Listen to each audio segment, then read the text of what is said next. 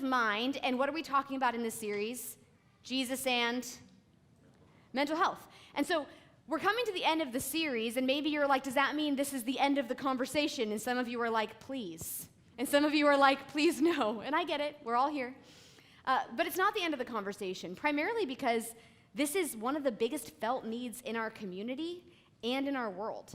And so we want to be people who bring good news to the places that it hurts in our community. And so we'll do lots of different ways that we can continue building support systems, offering tools, talking about the stuff that matters. But there were 3 things that we kind of set out to do at the beginning of the series, and I really hope we did them. And if we haven't, then I still got one more shot. So here's what they are. 1, we want you to have people. We actually can't deal with any of the stuff that we're going through in our life alone. And so if you're still coming and you still feel lonely, you just heard like 9,000 things that you can come to find some people. So my invitation to you is show up this week and say hello to somebody, introduce yourself, and find some people that you can do life with. The second thing we hope we give you is tools. That can come in the form of the message series, which, by the way, is all on YouTube. If you want to watch or share it, you can watch any of the weeks of the series there. We also put together a page at newlife.tv/support and tried to make it really easy because that page has all of the mental health counselors, life coaches, spiritual directors. If you're ever in a point of time when you're like, I just need to talk to a professional or someone in your family needs to, we're going to leave that page up and update it over time so that you have access to those tools at any time. And the third thing, and I think this is the most important that we set out to offer in the series, was hope. It's pretty powerful when we can look at each other and say how it is not how it will always be. And so my hope and prayer is that during every message during this series, you've left with a little more hope. And Jesus actually said that he was going to give us a gift. And every week we've been building upon the words of Jesus found in John chapter 14. And just because it's our last week of the series, I would love for us to say this verse together out loud. Maybe at this point you have it memorized, but I want to hear you say it. And if I don't hear you, I'm going to pause you and do it again. Okay, you ready? Let's read it together. And what does it say? I am leaving you with a gift, peace of mind and heart. And the peace I give is a gift the world cannot give. So don't be troubled or afraid. Peace of mind and heart. This is the gift. And the world can't give it. No wonder. We're sitting in a place where we're in desperate need of hope, in desperate need of peace, because we can't find it anywhere but in Jesus. So in the series, we talked about different areas that we need peace. We talked about overwhelming moments. We talked about relational wounds, burnout, anxiety, emotions. In the week that we talked about anxiety, what we were really talking about is the anxiety that we feel inside. And in this final week of the series, what I would love for us to talk about is not just the anxiety that we experience inside, but what about the anxiety that's swirling around us? Maybe you're like, I feel it in my home. I feel it in my workplace. I feel it right now. There's anxiety swirling around us everywhere. And the question that we're asking is there a solution for that? And so today we're going to talk about Jesus and the non-anxious presence. Jesus, some of you are like, what is the non-anxious presence? I mean, like, I think I want it. That sounds really nice. You're like, is that an essential oil? Because, like, I would bathe in it. I need this. The non-anxious presence. Here's how I want you to listen to this message. I believe that Jesus has something he wants to speak to you today. But I also believe that each of us probably has somebody in our life that you love, and they are currently fighting for peace. And maybe it's a mental health struggle, maybe it's something else. But how could you walk with the person that you love through what they're struggling with? That's the goal of becoming a non-anxious presence. We live in a world that is swimming in the waters of anxiety. It just feels like it's rising everywhere that we go. And if there was a way for the anxiety level in your home to go down, if there was a way for the anxiety level in your marriage to go down, if there was a way for the anxiety level in your workplace to go down, would you want to find it?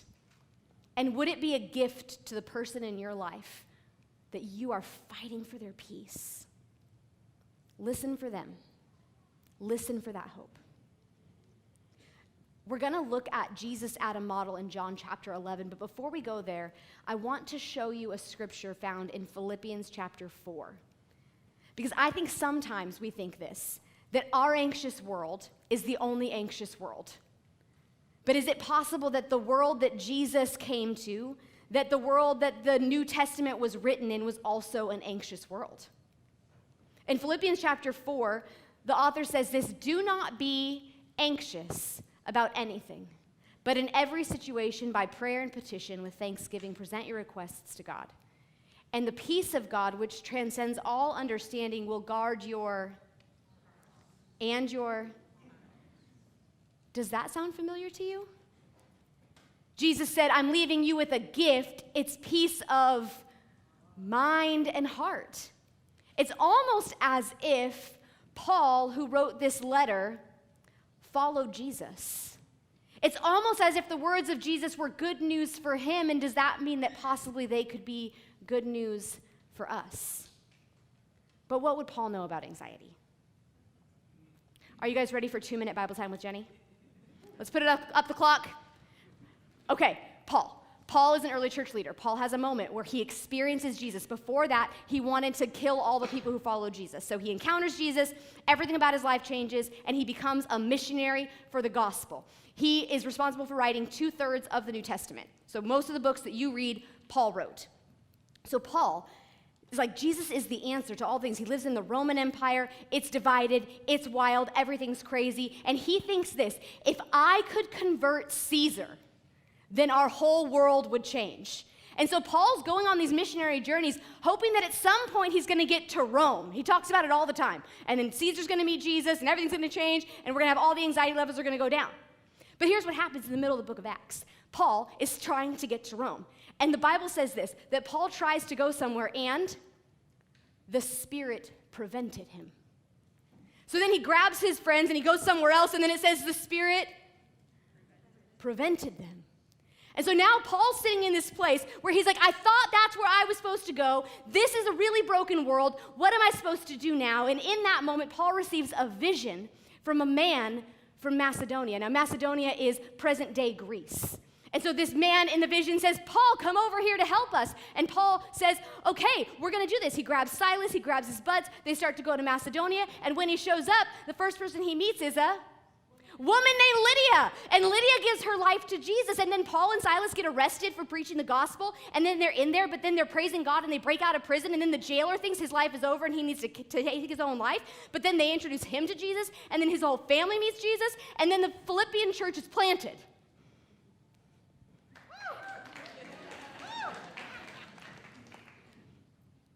I can't believe I didn't use all my time. So Paul is writing to the Philippian church in the middle of all that anxiety. And over again, Paul gets stoned. They try to kill him. They put him in prison for preaching the gospel. And when he writes the words, do not be anxious about anything, where is he? He's in prison. But in every situation, is it possible that even though anxiety is swirling around us and we are in this water, that there's a way that we could be non-anxious?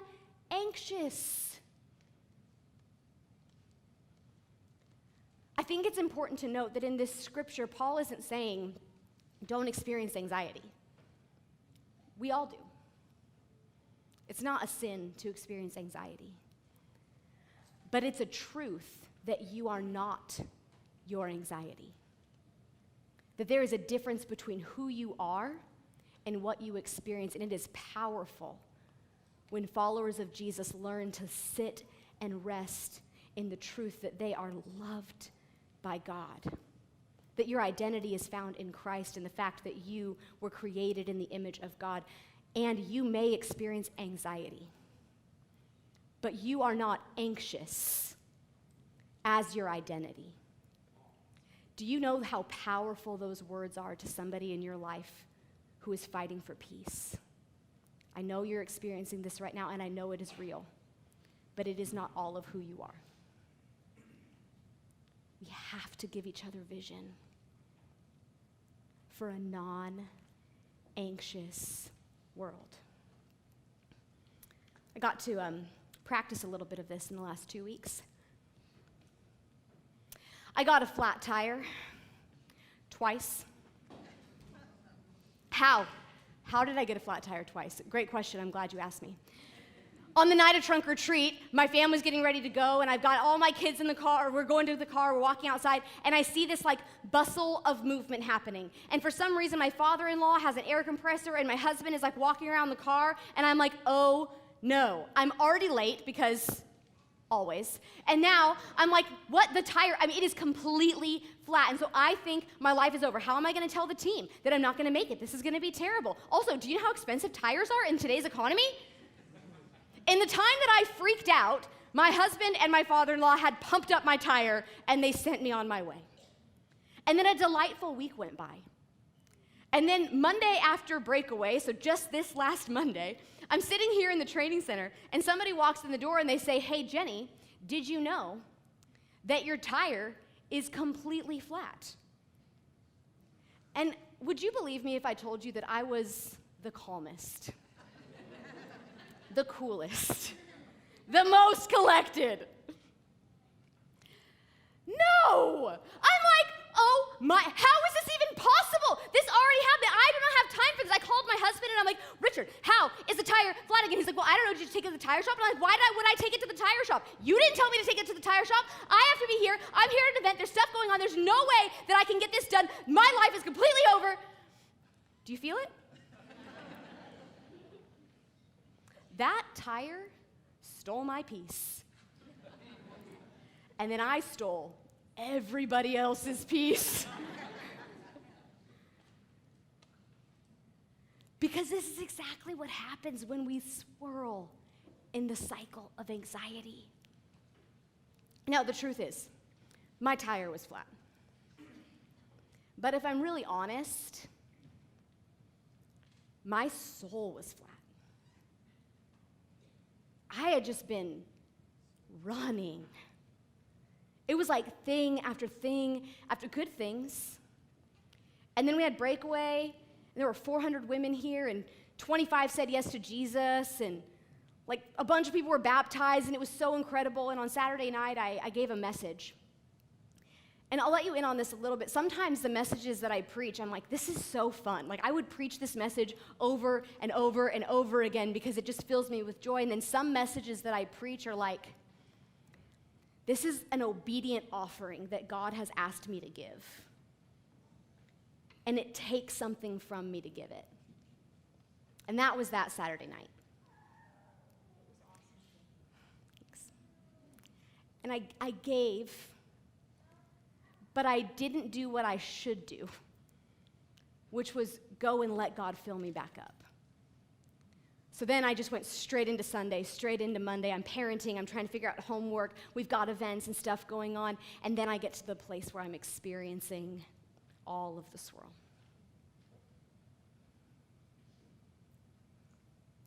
What happened in the story is my mother-in-law, she walked in, and she looked at me, and I'm freaking out. And she just puts her hands on my shoulder, and she says, walk with me. We go, and she had a portable pump in her car, because of course she did. Pump up the tire. Then she took it to Les Schwab to go get it fixed, which, by the way, was free and only took an hour. But the truth is that I was swirling in a cycle of anxiety, and what I needed was for somebody to interrupt the cycle. This is Pat. Everyone needs a Pat. Pat was a non-anxious presence that collided with my moment of anxiety and brought me down. I just believe this church, it's full of Pats. I'm just thinking back on like the collective anxiety moment of the COVID pandemic, And the amount of people who you're sitting here and you were sitting there then, and you were a non-anxious presence for our church. You were a non-anxious presence for me. And we need you. I need you, clearly. And here's the truth. This isn't for some elite group of people. Because we all have access to the Spirit of God, each of us can be that, a Pat, for the person in your life who is fighting for their peace. Can I nerd out for a minute? There's a guy named Edwin Friedman, and he wrote a book called Failure of Nerve, and in it he talked about the anxious anxiety cycle that we live in our world, and he said this, that it's present in every house from your house to the White House. And this might sound familiar to you. Something happens, and then a person reacts. We react to it. And then what happens when one person reacts? Other people start reacting. So then you have this herd mentality that happens to where multiple people are spinning each other up. And then we don't like how that feels. And so at that point, we do what's natural, which is blame somebody else for me feeling bad. Now we all feel bad, and it's your fault. And this just swells bigger and bigger and bigger until somebody says, I've got it, the quick fix. And they try to put a Band-Aid on it, but what ends up happening is we don't ever deal with the true root of the problem, learning to be people at peace. And so what we raise up is people who perpetuate the cycle. Edwin Friedman calls them a lack of well-differentiated leaders. It means this, that the children that we're raising in our homes that are swimming in the water of anxiety will grow up to be business leaders and pastors and wives and husbands and teachers, and they will be people who perpetuate the cycle of anxiety so that it never stops. Unless, Friedman argues, the cycle is interrupted by a non-anxious presence, which is defined as this: a calming person who does not react but can lead through tough situations. That's the Jenny version of the very smart way that Edwin Friedman said it. That we need to learn how to be people who don't react, but we can lead through situations. We can be people who offer better news. Our world is swimming in this water, and something has to interrupt the cycle. Which, by the way, is part of why Jesus came. Because our world's anxious. Paul's world was anxious. The Roman world that Jesus was born into was anxious.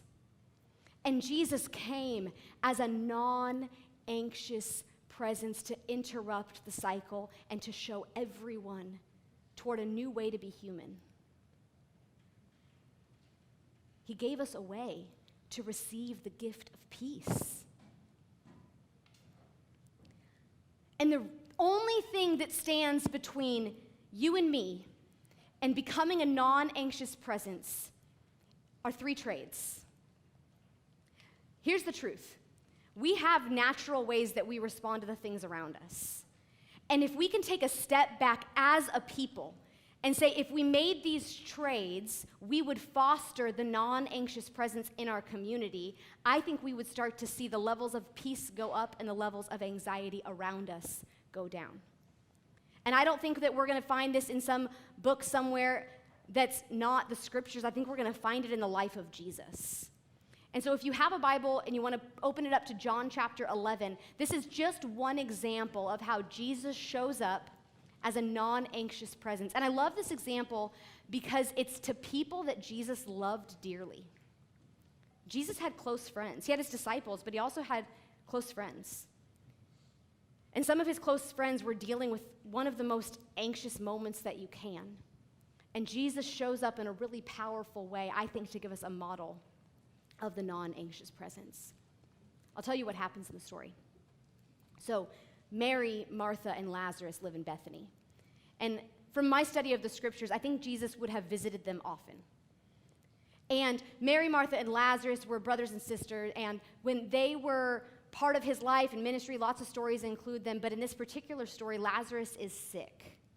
And the sisters send word to Jesus, hey, Lazarus is sick, and Jesus is a healer. But what ends up happening is Jesus stays where he is for 2 more days. And by the time he arrives, if you know the story, Lazarus has passed away. I'm going to spoil the story, but it's okay. By the end of John chapter 11, Jesus has raised Lazarus from the grave. So what happens between the moment that Jesus is told that Lazarus is sick and this incredible moment that, by the way, is only recorded in John's gospel? Like, who doesn't include a resurrection in your telling of the story of Jesus? But that's just my bone to pick with the other gospel writers. So Lazarus is alive at the end. And I think that it's possible for us to see the model of the non-anxious presence because Jesus models the trades. Here's the first trade. We have to trade in our reaction for a response.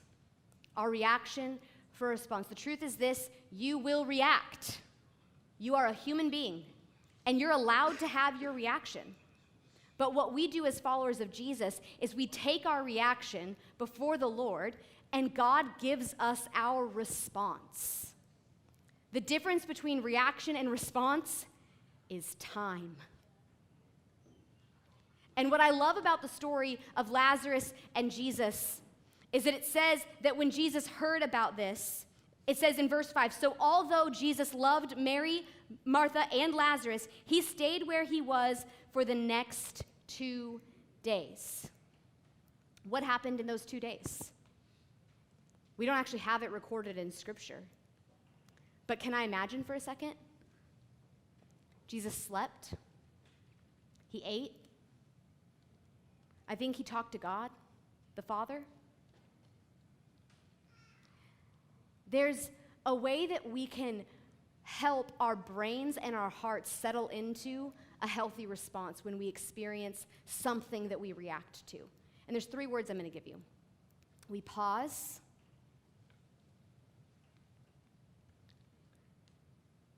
we notice,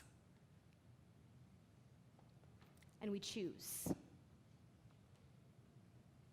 We don't like pauses. But it's in a pause that you can actually take a breath. It's in a pause that your heart rate can slow down. Jesus paused for 2 days. And I think he noticed. What was he feeling? What would be helpful about how he was feeling? What would be unhelpful about how he was feeling? And here's what I love. Then it says that he chose. Or it doesn't say that, but we're going to watch him choose. He says, finally, he said, let's go back to Judea. They have a conversation, and at the end he says this in verse 11. Then he said, our friend Lazarus has fallen asleep, but now I will go and wake him up. Now, the truth is, Jesus could have gone to heal him immediately. But what would we have missed out on? A resurrection story. The faith that this story has built in generations of the church because Jesus waited. His response has led us to have greater faith. So we trade in our reaction for our response. We don't rush into the action. The second thing is this. We trade telling for listening. Telling for listening. This one is hard for me. It's so hard. Because I'm like, especially with my kids, I'm like, I know what needs to happen here. I can tell you where this is going to go. But the truth is that they actually aren't asking me. What they need from me is to listen to where they are, and then when the time is right, to help them discover the right way on their own. If I just tell them over and over again, they don't ever learn and grow. This is the same, it's true for us with each other. It doesn't help us to tell each other, hey, this is what you should be feeling. Hey, this is what you should do. Especially if we haven't gotten to the place where we've listened to one another to know that you actually care about me as a person. That what I'm feeling is okay and it's real. Even if it's not going to be the most helpful thing, at least I have a moment where I'm seen. 2 times this year, friends have told me that I was a good listener, which has made the total times that I've been told that in my life It was 3. It's made it 3 times because somebody told me after the 9 a.m. It was 2, and now it's 3. No, I was the kid that on the report card, they were like, Jenny's a great student, but she visits a lot. I've had to learn over my life that just because I have an answer doesn't mean that what I'm going to say will be helpful. And so the first thing I need to do is listen. And then we trade in fixing for loving. Because the reason we shouldn't jump to telling is because usually when I jump to telling, what I'm really doing is jumping to fixing. I probably have a way for you to get out of this thing that you're experiencing. Let me show you. And I get it. We want to fix the things that are broken, and I think we have good reasons for it. Like, we love these people in our lives. The person that you're fighting for their peace, I know that you want them to not experience pain. When I think about, I don't want my kids to experience pain. I don't want my husband to experience pain. I don't want you to experience pain. If I could fix everything that was wrong in any of your lives, no matter what it would cost me, I would do it. But the truth is, that's actually not how we heal. Because fixing isn't healing. It's a Band-Aid. And in the story that we have here, Mary and Martha wanted Jesus to heal Lazarus. They wanted him to heal pain. But Jesus actually wanted to show that one day all pain will be healed by giving us a picture that was so much greater than anything we could imagine. I'm going to invite the band to come up as we come toward the close of our conversation today. Here's the truth.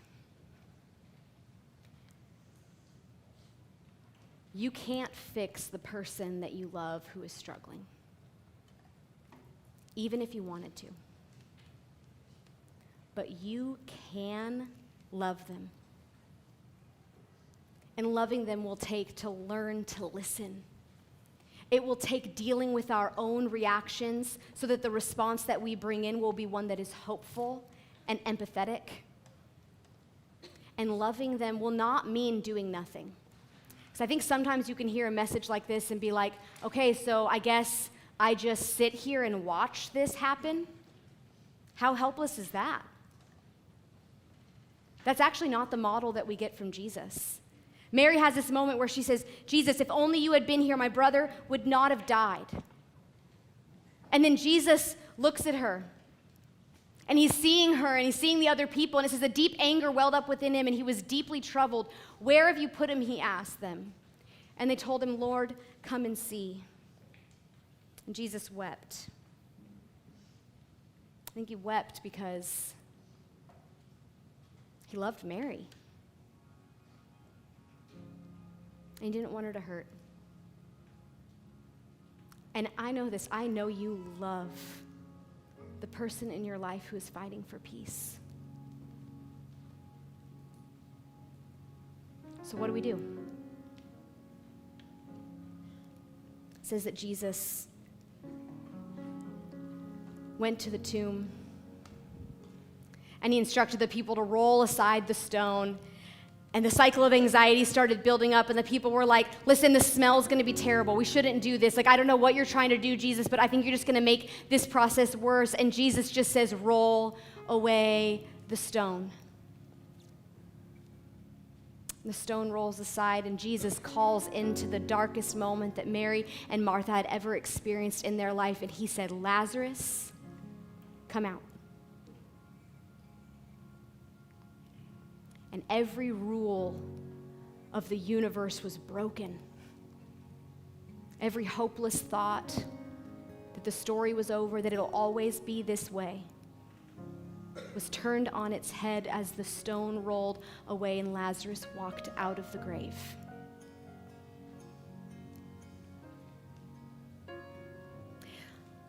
Like Pat looked at me and said, walk with me.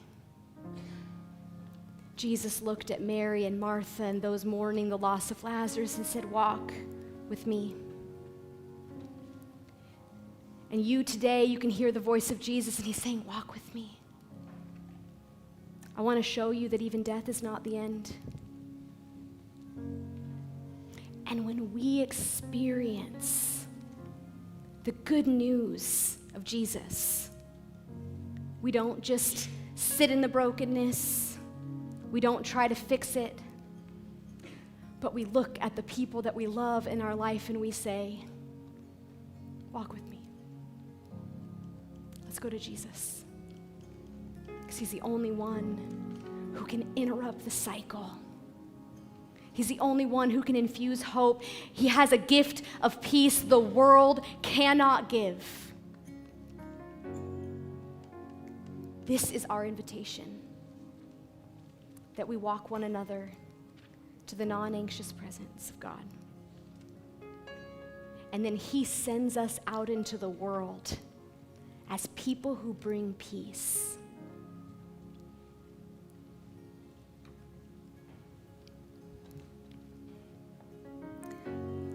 One of the most difficult times of my life, there's a playlist on my computer, and this song that Travis is playing and is going to lead here in a moment was one of the songs that was there. Because this is my fear. My fear is that we will have a series like this where we talk about the deep pain that we've experienced, and we'll think that the best we have is for us to be healed. And I want that for you. I want it for you. But I'm telling you, there's more. Because of the good news of Jesus, not only do we experience healing, but we get to be called out into the world to be a non-anxious presence, bringing peace and healing everywhere we go. This is not just about you. In every house, from our house to the White House, the world is swimming in the waters of anxiety, and we have living inside of us the Spirit that raised Christ from the dead, the non-anxious presence himself. That every room you walk in, you bring the peace of God. There's more. But you get to choose. You can sit and thank God for your healing. Or you can say, Jesus, I want to offer my life to go anywhere you'll lead me, to be someone who brings peace and healing that our world desperately needs. Because that's the mission of God. And it's the great joy of those of us who have said yes to him. I want to pray for you for a moment, and then the band's going to sing this song. And during the song, make a choice. This is your pause. You're noticing. Are you going to say yes? Jesus, I pray that you would, by your presence, be with us in this moment, that we would feel you, that we would hear you.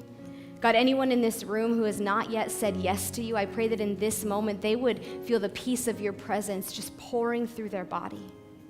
And that in this song they would choose to say yes to you, Jesus, to serve you for the rest of their lives. And God, for those of us who know you, make us more like you into the non-anxious presence that our world needs. We love you.